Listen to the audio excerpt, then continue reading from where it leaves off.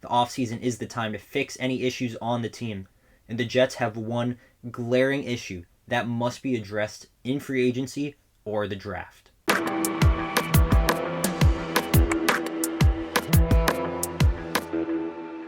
This Jets team has got a lot of holes, clearly by the 4-13 record. It wasn't what we wanted, and there's a lot of reasons why, but the main position to me that Joe Douglas just has to simply address in free agency or the draft is tight end. A tight end is what we need so desperately and so badly. Because let me tell you something, a lot of the play calls that Mike LaFleur called on 4th and 1 or 3rd and 2 that were run plays that we didn't like because it didn't go anywhere, they were actually okay play calls. But the problem with those was that the tight end missed their blocking assignment, or they just completely whiffed and could not block their guy, and they disrupted the play, tackled the back, and that's why the play didn't work. Ryan Griffin, he did not do a good job at blocking this year. He really didn't. Tyler Kroft, he did okay. But simply, the performance was not what we needed out of the tight end. And mind you, we also have a rookie quarterback in Zach Wilson. And a tight end is essentially a quarterback's best friend, also with the center, obviously. Because the tight end, usually they're a mismatch against linebackers because that's who they're paired up on, unless if the tight end is a freak and DCs will literally lock in and say, we're putting a cornerback on this guy the whole game with guys like Kyle Pitts, potentially George Kittle. We need a high-impact guy like that, but what we really need is a good blocking tight end because Mike LaFleur's system really revolves around tight ends kind of doing the dirty work, you know?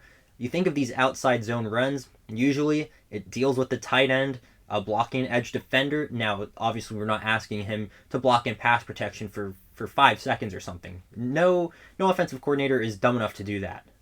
But we need them to at least just hold their gap down, even if it's for a few seconds, because it can really change or break a play, or make or break a play, really, and how it's successful. But we need a receiving tight end, because Tyler Kroft, he did okay. He had a few drops. Ryan Griffin, he didn't get open that much. He had a few good plays, but that's about it. Now, Kenny Yeboah did start to come on a little bit towards the end of the season, but even at the encouraging progress he made, we simply cannot just blindly put our faith in him and just not upgrade at all at tight end. Now, thankfully for the Jets, not only do we have a lot of money to spend, we also have a lot of draft picks, which is Joe Douglas's favorite thing in the world. And what makes this even better is that the Jets are coaching the Senior Bowl, and there are a lot of tight ends that are seniors that are very good, and a lot of people are saying, hey, Joe Douglas and the Jets, this might be the next tight end that we need. And I'm going to put a picture of it on the screen. These are the tight ends that will be available to us and that the coaching staff will really get to know, examine their work ethic, because the main thing with Saleh and Douglas is how much do they love football. They will know after coaching these guys in the Senior Bowl, and obviously throughout the Combine, they'll still talk to them more. But this is a great opportunity for the Jets. Thank God the Texans fired Coley, or else we would have never gotten this chance. And it's a good thing, too, just with the other positional groups. But sticking to tight end in this one, we need a reliable target for Zach Wilson. Because, listen, he did not play that well last season. I'll be the first to admit that. I'm a huge Zach Wilson fan. He needed to play a little bit better. Now, he's going to need to play better next year. And we also got to improve the group around him because he had a lot of drops. Towards the end of the season, or towards even the half of the season, guys were not getting open. The wide receiving room was a little bit lackluster. You know, Elijah Moore eventually did some nice things, but Corey Davis kind of went a little bit ghost towards the end. And the tight ends, so did they too. I mean, you think of that one play to Ryan Griffin where Zach Wilson broke sacks and then threw it across his body.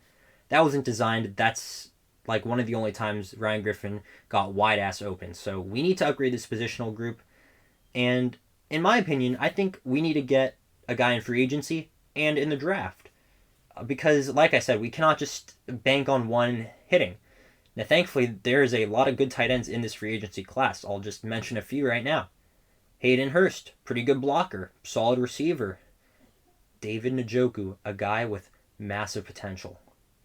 There are options in this free agency class, in the draft. Joe Douglas cannot ignore it because it's essential in Mike LaFleur's system. So let me know what you guys think.